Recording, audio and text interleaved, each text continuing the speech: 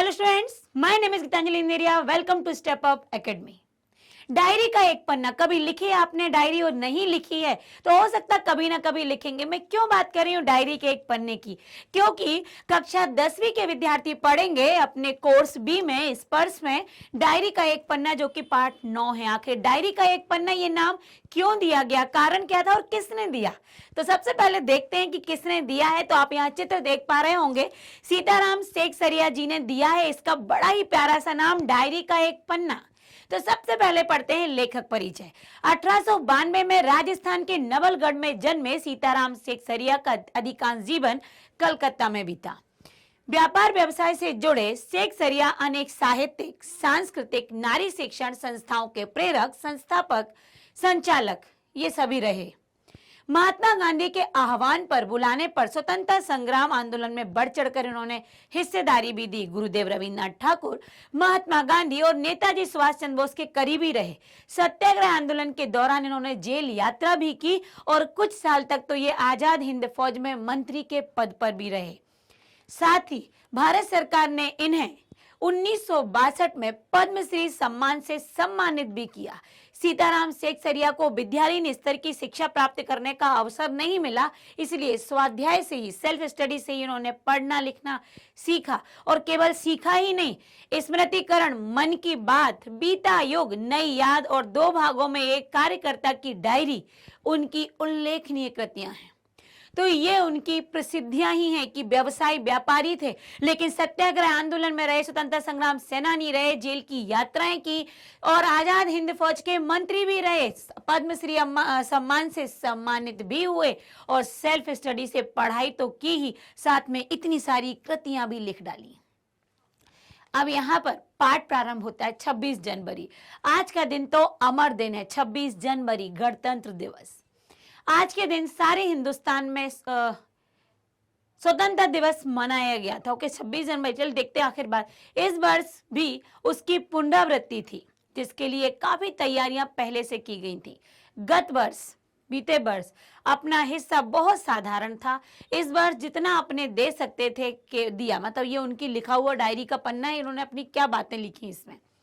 केवल प्रचार में 2000 रुपया खर्च किया गया था। सारे काम का भार अपने समझते थे, अपने ऊपर है, और इसी तरह जो कार्यकर्ता थे उनके घर जाकर समझाया था। बड़े बाजार के प्राय मकानों पर राष्ट्रीय झंडा फहरा रहा था और 26 जनवरी का दिन था, राष्ट्रीय झंडा फहरा रहा था। कई मकान तो ऐसे सजाए गए थे, ऐसा मालूम होता है मानो स्वतंत्रता मिल ही गई हो। कलकत्ता के प्रत्येक भाग में झंडे लगाए गए। जिस रास्ते से मनुष्य जाते थे उसी रास्ते में उत्साह और नवीनता मालूम होती थी। लोगों का कहना था कि ऐसी सजावट पहले कभी कलकत्ता में नहीं हुई। पुलिस भी अपनी पूरी ताकत से शहर में गश्त देकर प्रदर्शन कर रहे थे। मतलब चूंकि माहौल स्वतंत्रता जैसा ही था, अभी तो गणतंत्र स्वतंत्रता का जैसा माहौल था, तो कहीं ना कहीं एक सुरक्षा तो बनती है। मोटर गाड़ियों में गोरखे, सार्जेंट प्रत्येक मोड़ पर तैनात थे। कितनी ही लारियां, मतलब जो गाड़ियां थी वो शहर में घुमाई जा रही थी। घुड़सवारों का प्रबंध था, कहीं भी ट्रैफिक पुलिस नहीं थी। सारी पुलिस इसी काम में लगाए गए थे। बड़े बड़े पार्कों, मैदानों में पुलिस ने सवेरे ही से गिले थे, बड़ी बड़ी गाड़ियां निकलने लगी थी।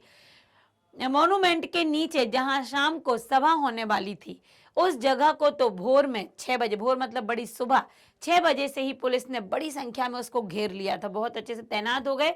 तब भी कई जगह तो भोर में ही झंडा फहराया गया। श्रद्धानंद पार्क में बंगाल प्रांतीय विद्यार्थी संघ के मंत्री अविनाश बाबू ने झंडा गाड़ा तो पुलिस ने उनको पकड़ लिया तथा और लोगों ने उनको मारा और वहां से हटा भी दिया। तारा सुंदरी पार्क में बड़ा बाजार कांग्रेस कमेटी के युद्ध मंत्री हरीश चंद्र सिंह झंडा फहराने गए पर वे भीतर न जा सके। वहां पर काफी मारपीट हुई और 2-4 आदमियों के सिर फट गए। गुजराती सेविका संघ की ओर से जुलूस निकला जिसमें बहुत सी लड़कियां थी जिनको गिरफ्तार कर लिया गया। तो ये देखिए वहां के माहौल बन रहे थे, हर तरीके से बहुत अच्छी सुरक्षा रखनी थी, इसलिए किसी को भी किसी भी प्रकार का जुलूस वुलूस निकालने नहीं दिया गया। 11 बजे मारवाड़ी बालिका विद्यालय की लड़कियों ने अपने विद्यालय में झंडोत्सव किया, मनाया। जानकी देवी, मदालसा आदि भी गई थी। लड़कियों को उत्सव का क्या मतलब है समझाया गया। एक बार मोटर में बैठकर सब तरफ घूमकर देखा तो बहुत अच्छा मालूम हो रहा था। जगह जगह फोटो उतर रहे थे। अपने भी फोटो पर काफी प्रबंध किया गया था। 2-3 बजे कई आदमियों को पकड़ लिया गया, जिसमें मुख्य पूर्णदास और पुरुषोत्तम राय थे। मतलब किसी भी प्रकार का ऐसा नहीं था कि आप ग्रुप में जा रहे हैं कि आप कोई जुलूस निकाल रहे हैं, कोई अलग से आप झंडा फहरा रहे हैं, कोई अलग से आप अपना प्रोग्राम कर रहे हैं। अभी सब कुछ बंद। सुभाष बाबू के जुलूस का भार पूर्णोदास पर था। यह प्रबंध कर चुका था। स्त्री समाज अपनी तैयारी में लगा था। जगह जगह स्त्रियां अपना जुलूस निकालने की तथा ठीक स्थान पर पहुंचने की कोशिश कर रही थी। मॉन्यूमेंट के पास जैसा प्रबंध भोर में था वैसा करीब 1 बजे नहीं रहा।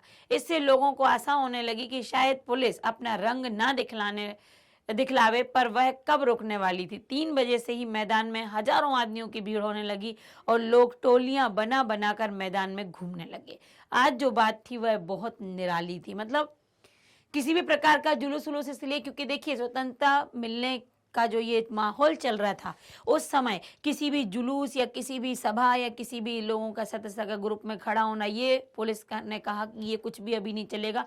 कौन सा काम हो जाए, कौन सी योजनाएं बन जाए, क्या हो जाए, क्योंकि इतनी लंबी गुलामी के बाद जब आज़ादी मिली तो उसे हम सहेज कर रखना चाह रहे थे। किसी भी प्रकार के दंगे का अब कोई नहीं मौका छोड़ना चाह रहे थे, इसलिए किसी भी प्रकार के जुलूस टोलियां इन सब के लिए मनाही थी।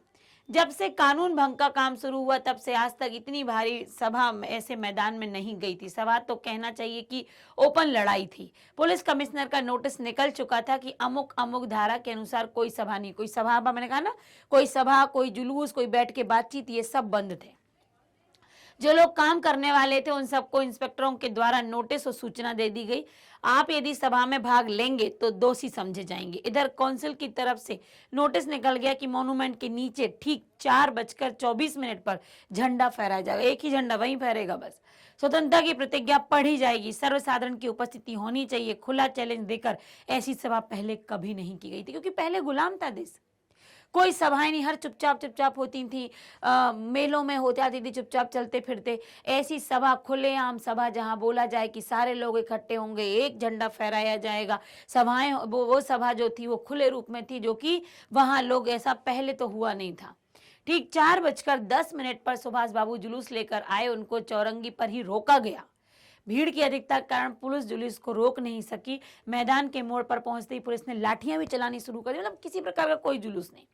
बहुत आदमी घायल हुए। सुभाष बाबू पर लाठियां चढ़ी। सुभाष बाबू बहुत जोरों से वंदे मातरम बोल रहे थे। ज्योतिर्मय गांगुली ने सुभाष बाबू से कहा आप इधर आ जाइए, पर सुभाष बाबू ने कहा आगे बढ़ना है, हमारा जुलूस वहां तक पहुंचेगा। यह सब तो हमने अपनी सुनी हुई लिख रहे हैं। मतलब वो कह रहे हैं सीताराम जी, जो मैंने सुना है वो मैं लिख रहा हूं। पर सुभाष बाबू का और अपना विशेष फासला नहीं था। सुभाष बाबू बड़े जोर से वंदे मातरम बोलते थे। यह अपनी आंख से देखा है, वो कह रहे मैंने। पुलिस भयानक रूप से लाठियां चला रही थी। क्षितिज चटर्जी का फटा हुआ सिर देखकर, उनका बहता हुआ खून देखकर आंख मिच जाती थी। मतलब आंखें बंद की, इतना कैसे चोट लग गई। इधर यह हालत हो रही थी कि उधर स्त्रियां मोनूमेंट की सीढ़ियों पर झंडा फहरा रही थी और घोषणा पढ़ रही थी। स्त्रियां बहुत बड़ी संख्या में पहुंच गई। प्राय सबके पास झंडा थे। वॉलेंटियर भी थे, और वॉलेंटियर जो थे वे अपने स्थान से लाठियां पढ़ने पर भी हटते नहीं थे। मतलब सभी के अंदर जोश था, उत्साह था। सभी को अपना तिरंगा फहराना था, सभी को अपना जुलूस निकालना था। सुभाष बाबू को पकड़ लिया गया, गाड़ी में बिठाकर लाल बाजार लॉकअप में भेज दिया गया। कुछ देर बाद स्त्रियां जुलूस निकाल वहां से चली। साथ ही बहुत बड़ी भीड़ इकट्ठी हो गई। बीच में पुलिस कुछ और ठंडी पड़ गई, उसने फिर डंडे चलाना शुरू किए। अब की बार भीड़ ज्यादा होने के कारण बहुत आदमी घायल भी हो गए। धर्मतल्ले के मोड़ पर आकर जुलूस टूट गया। करीब 50-60 स्त्रियां वहीं मोड़ पर बैठ गईं। पुलिस ने उनको पकड़कर लाल बाजार में भेज दिया। मतलब उनको भी गिरफ्तार कर लिया। स्त्रियों का एक भाग आगे बढ़ा, जिसका नेतृत्व विमल प्रतिभा कर रही थी। उनको बहु बाजार के मोड़ पर रोका गया और वहीं मोड़ पर बैठ गईं। आसपास बहुत बड़ी भीड़ इकट्ठी हो गई, जिस पर पुलिस बीच बीच में लाठी चला रही थी, लेकिन लोग तो मान ही नहीं रहे थे। इतना उत्साह था उनके अंदर। इस प्रकार करीब पौन घंटे के बाद पुलिस की जो लारी वो आई और उनको लाल बाजार से ले गई। कई आदमियों को पकड़ा गया। ब्रजलाल गोयनका जो कई दिन से अपने साथ काम कर रहे थे, दमदम जेल में भी उनके अपने साथ था, पकड़ा गया। वो भी पकड़े गए। पहले तो वह झंडा लेकर वंदे मातरम बोलते रहे। हनुमान की ओर इतने जोर से दौड़ा कि अपने आप ही वो गिर गए। एक अंग्रेजी घुड़सवार ने लाठी मारी, फिर पकड़कर कुछ दूर ले जाने के बाद छोड़ दिया। इस पर स्त्रियों के जुलूस में वह शामिल हो गए, वहां पर भी उनको छोड़ दिया गया। अब 200 आदमियों का जुलूस बनाकर लाल बाजार गए और वहां पर गिरफ्तार हो गया। मदरसा भी पकड़ी गई। ये इसलिए बता रहे कि वो अपनी उस समय की घटनाएं बता रहे हैं। मालूम हुआ उनको थाने में भी मारा था। सब मिलाकर 105 स्त्रियां पकड़ी गई। रात के 9 बजे सबको छोड़ दिया गया। कलकत्ता में आज तक इतनी स्त्रियां एक साथ गिरफ्तार नहीं की गई थी।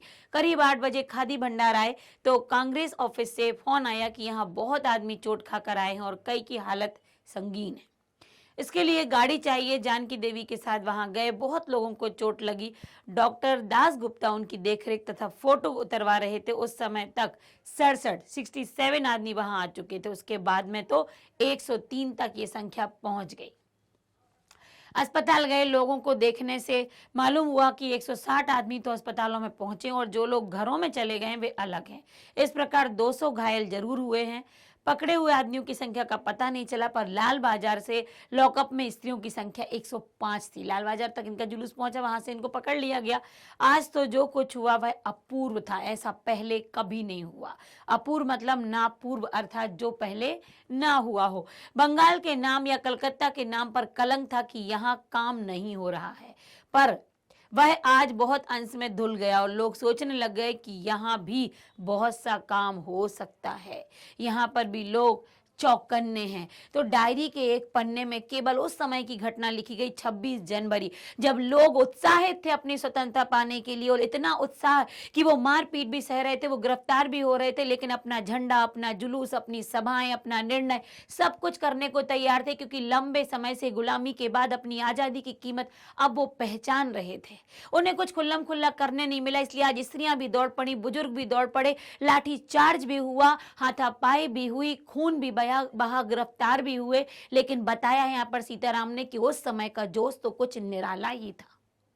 ये आंखों के सामने, यदि आप ध्यान से सुन रहे थे तो सब कुछ आंखों के सामने चल रहा था कि जब गुलामी के बाद की स्वतंत्रता का क्या तो वो नजारा रहा होगा, जहां लोग अपने लोगों से पिट रहे थे पर बुरा नहीं लग रहा था, क्योंकि उनका एक अपना उत्साह था। तो डायरी का एक पन्ना, आप सोच रहे होंगे क्या ही इसमें लिखा है, लेकिन ये वहां का नजारा लिखा है जो उन्होंने अपना सुना और कुछ देखा भी था। तो यहाँ पर पाठ ज्यादा बड़ा नहीं था, बहुत डायरी का पन्ना था तो बड़ा छोटा ही सा था, जल्दी समाप्त हो गया। किंतु अभी डायरी के पन्ने में जो पढ़ा है वो अभ्यास में देखो तो सही और लिखो तो सही। तो अगले वीडियो में मिलेंगे इसके अभ्यास के साथ, तो बने रहिएगा हमारे साथ। आज के लिए बस इतना ही। Thank you so much.